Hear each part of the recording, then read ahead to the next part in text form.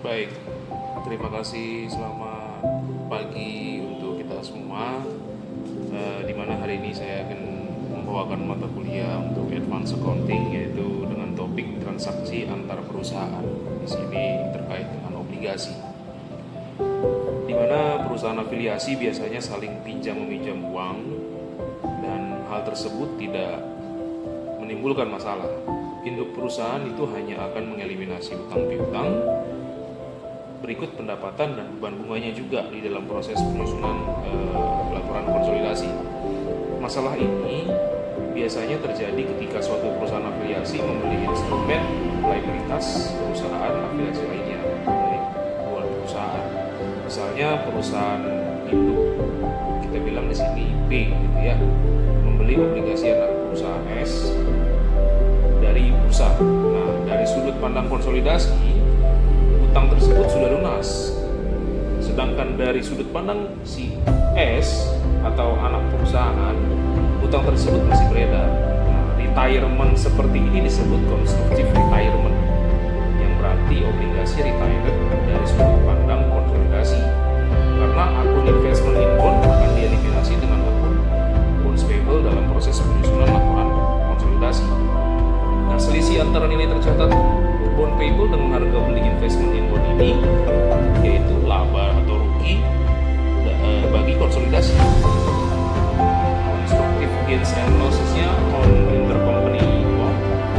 Bila suatu perusahaan afiliasi melunasi bond perusahaan afiliasi lainnya dengan harga yang lebih tinggi dari nilai tercatat, maka perusahaan tersebut menderita kerugian. Sehingga bila sebalik perusahaan mengakui adanya keuntungan, laba atau rugi disebut laba atau rugi konsumtif. Ini biasanya diakui oleh konsolidasi. Nah, lanjut, pembelian obligasi antar perusahaan dapat mengambil dua bentuk. Yang pertama itu obligasi hidup. Ya, obligasi hidup itu dibeli oleh anak perusahaan, seperti downstream sales dan dalam intercompany profit transaction. Yang kedua, obligasi anak dibeli oleh induk perusahaan. Di sini nanti bisa kita lihat di materi yang saya bagikan. Saya akan share di dalam kolom komen ya, seperti apa sih contoh soal yang akan kita bahas pada topik hari ini. Yang pertama, obligasi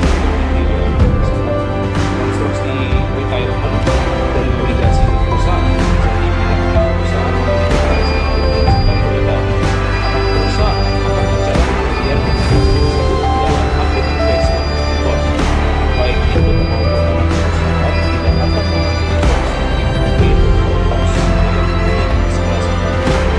Selisih antara utang obligasi dan investment bond merupakan constructive gain atau loss.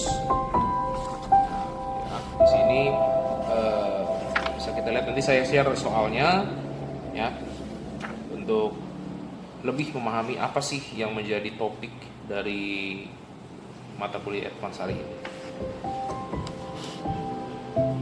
Berikutnya lagi saya di sini akan bahas mengenai obligasi anak dibeli oleh induk perusahaan.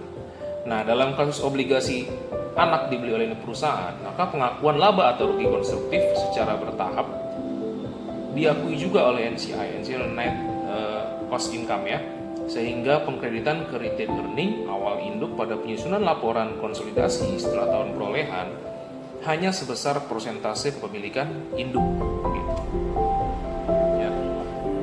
Berikutnya, efeknya apa sih? Efek dari constructive gain or loss terhadap perhitungan non-controlling interest expense.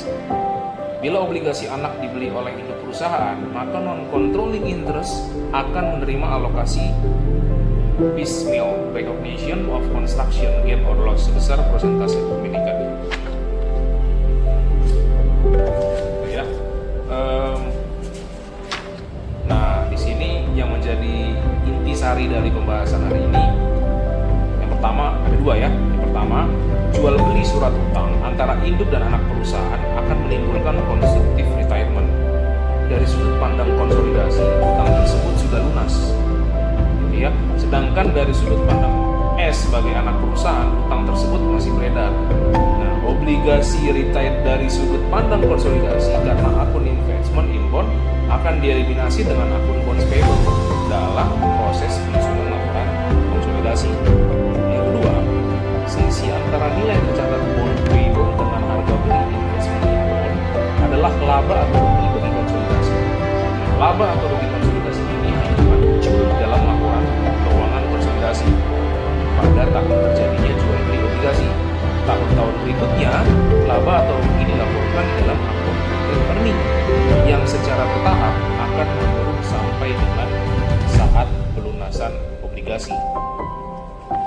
Oke, di sini ada soal ya, yang saya akan share di dalam kolom komentar.